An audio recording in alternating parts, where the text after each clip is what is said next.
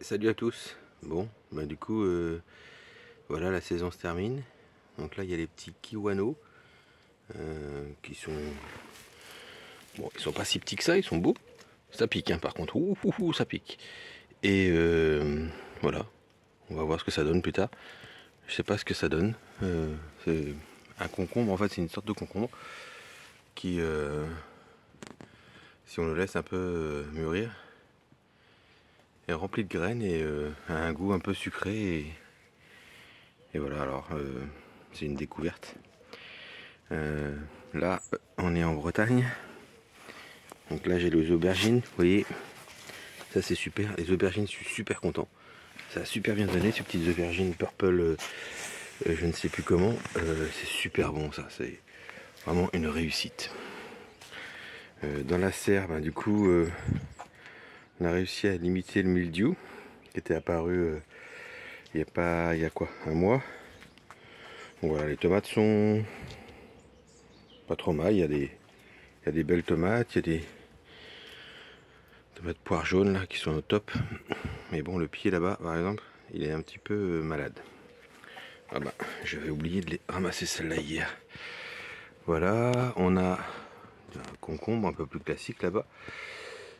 Il faut que je le ramasse aussi. Les, les petits cucamelons. Vraiment, essayez ça, c'est super.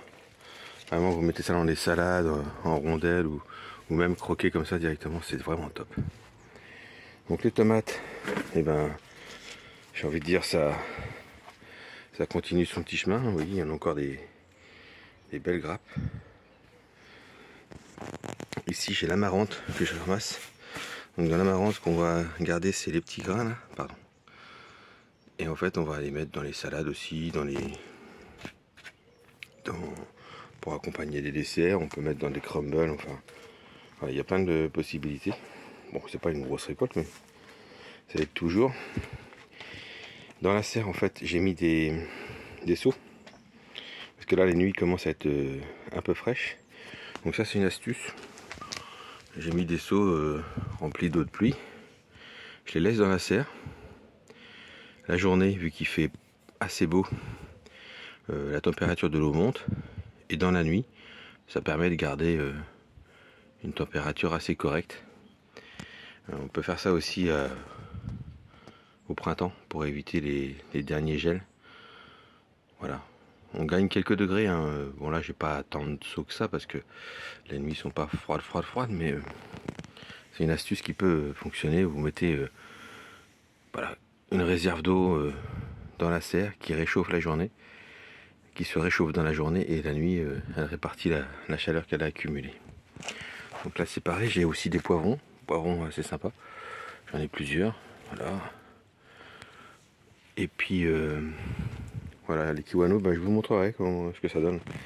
Les kiwano, les aubergines, vous voyez, il y en a partout quoi. Et c'est vraiment.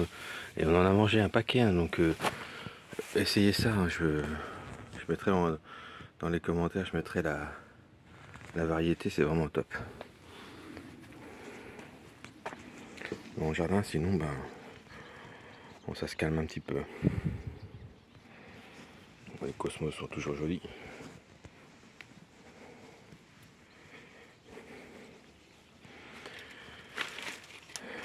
Pardon. On a toujours nos petits poivriers de Sichuan qui eux poussent tranquillement. Bon, les arbres aromatiques, la roquette perpétuelle, là, ça marche super bien ça.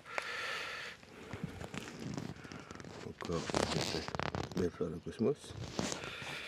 Les courgettes, ça commence vraiment à se terminer. On en a mangé un paquet, mais vous voyez, il commence à avoir froid et donc du coup ça se rétracte un petit peu. Les tomates, même dans le jardin, vous voyez, on a des tomates et c'est marrant parce que ce pied là, il est dans le jardin et il n'a pas du tout mildiou. Les poireaux, ouais, ça pousse doucement les poireaux. J'ai pas l'impression que ça va donner grand chose. Par contre, les betteraves elles sont belles. Je suis assez content des betteraves. Voilà. Le maïs, ben, il grossit. Il devrait donner quelques épis. Le topinambour est toujours pas en fleurs. Ça avance, mais c'est pas ouf ouf. Les butternuts, ça c'est pareil. Ça a bien marché les butternuts. On en a un petit peu partout. Et encore un pied de tomate. Bon, celui-ci est un peu plus fatigué. Oups là. Mince, je vais tomber. Voilà.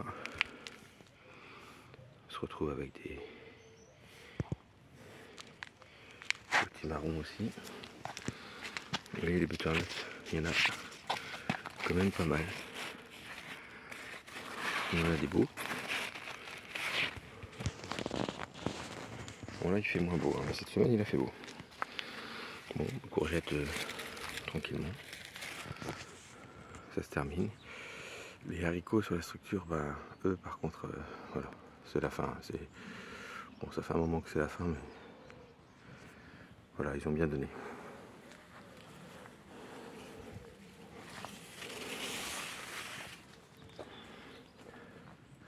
Les tournesols, bah ça y est, commence à nous faire des graines. Ça va être sympa ça pour les oiseaux cet été, cet hiver pardon.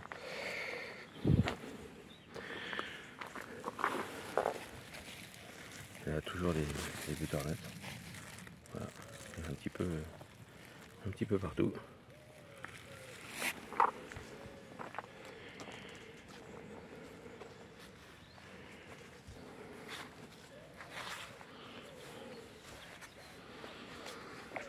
Les patates douces, j'ai hâte aussi de aller ramasser les patates douces parce que elles ont eu du mal à partir, mais là voilà, ça fait des lianes, ça avance.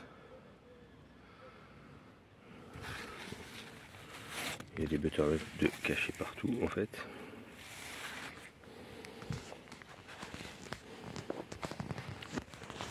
Bon, il y a celle-là par contre, je ne sais pas ce que c'est. C'est pas un petit marron, je sais pas ce que c'est. Vous voyez ce pied de tomate là, l'extérieur, le milieu a essayé de se mettre dedans. Mais pour l'instant, on continue à donner des belles grappes de tomates. Ça c'est bien sympa.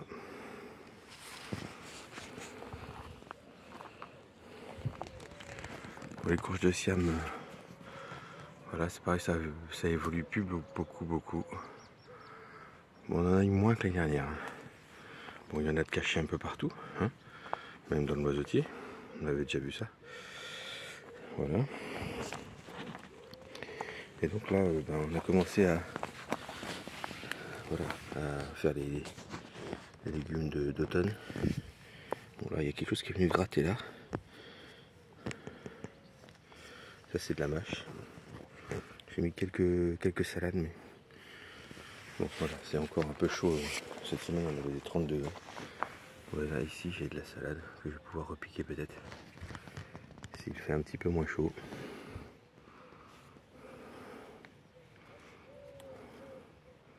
Voilà, les tomates.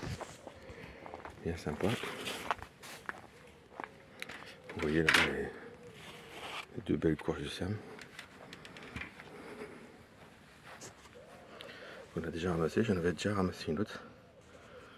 Voilà.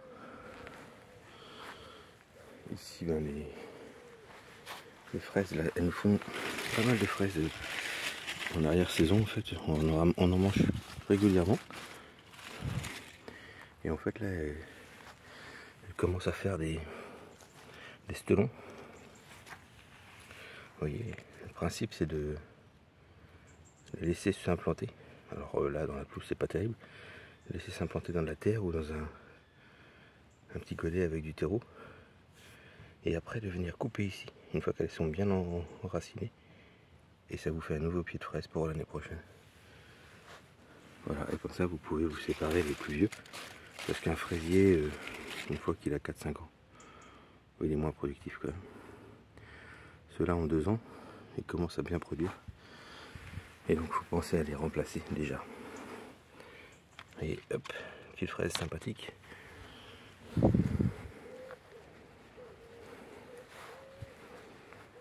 framboises jaunes aussi. Elles sont assez sympas.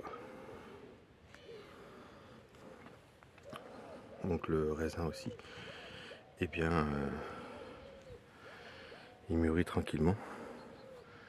Alors c'est pas un raisin de compétition, mais il est très très très bon. Bon, après voilà, il est suffisant. Il n'y a qu'une personne à en manger, donc c'est suffisant. Le pêcher qui a poussé tout seul, bah, lui il est en pleine forme. J'espère que d'ici 2-3 ans, il pourra nous donner des pêches. Là, on a le pommier. Donc là, il y a 2 pommes dedans. C'est tout ce qui a survécu. Bon, il a été un peu. Il manquait un peu de matière. Oui, on continue à ramasser régulièrement des courgettes, des potimarrons. Voilà.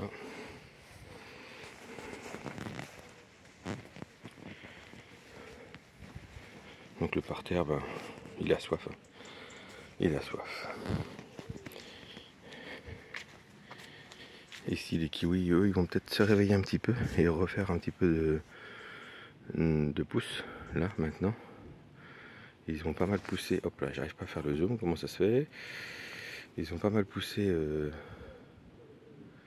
au printemps. Et là, ils vont s'y remettre tranquillement. Le lapin, ben, il attendait de passer sur YouTube. Salut Cookie. Ouais, t'as raison, fais ta toilette.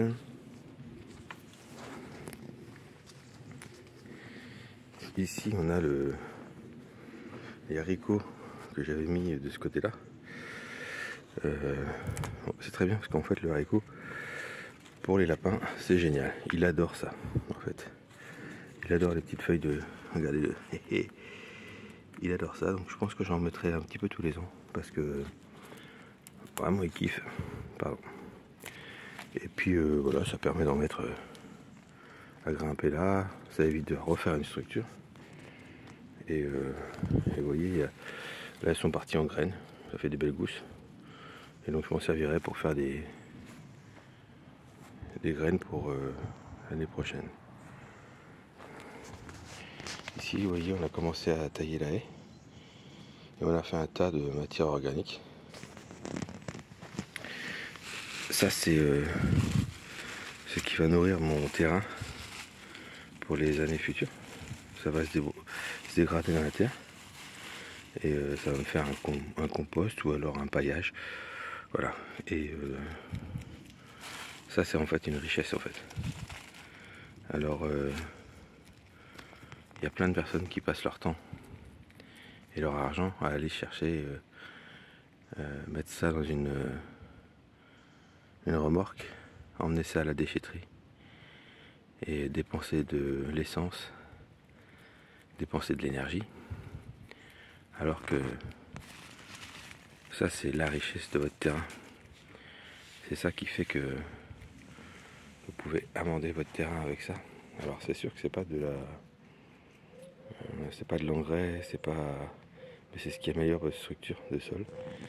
Et c'est ce qui fait que c'est gratuit. C'est gratuit et du coup c'est ridicule à le jeter. Je vous montre le figuier. Alors lui, le figuier, je pense qu'on va... Bon, il y en a un autre dans les jardins, mais alors celui-ci, je pense qu'il va nous donner énormément de figues. Si on n'a pas de gel trop rapidement. Il y a pas mal de figues cette année. Enfin, un peu tous les ans. Et donc, je pense que là, on va encore manger beaucoup de figues. Voilà. Je vous montre, j'ai commencé dans le jardin là-bas à semer des radis, de la mâche, des épinards. Voilà, là on est sur des radis noirs qui sont sortis là. Ici il doit y avoir de la mâche. Et il y a aussi ouais, les épinards sont pas encore sortis. Ici par contre, là, les épinards sont sortis. Alors par contre ils sont sortis un petit peu, bon, c'est pas ouf ouf. La mâche elle est bien sortie. Par contre j'ai vraiment une bestiole qui vient gratter dans les... Ici vous voyez. Et donc du coup qui est un peu embêtante. Les poireaux ici ben ils sont pas trop mal. Je pense que en même temps ils ont le temps de grossir. On va pouvoir grossir jusqu'au printemps prochain.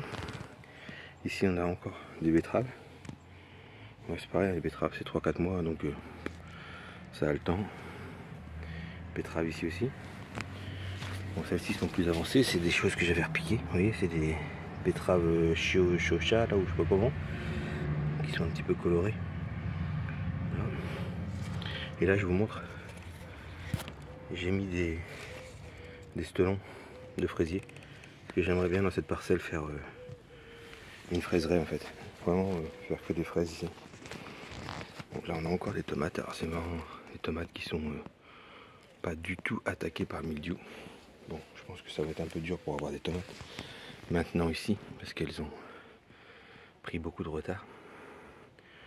Comme le dit Damien Descartes, tout a pris beaucoup de retard et il y a des choses qu'on ne rattrapera pas. Ici, une petite patate douce. Voilà, je ne sais pas ce que je vais ramasser en dessous. Je vous montrerai, mais bon. Ce qu'il y aura en dessous sera toujours bon à prendre.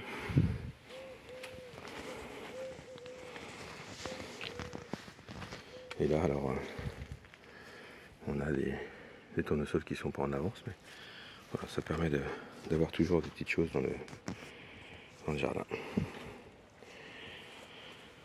Bon bah voilà, je vous laisse et je vous dis à bientôt. Et surtout, n'hésitez pas à vous abonner. Ça fait toujours plaisir. Bye bye.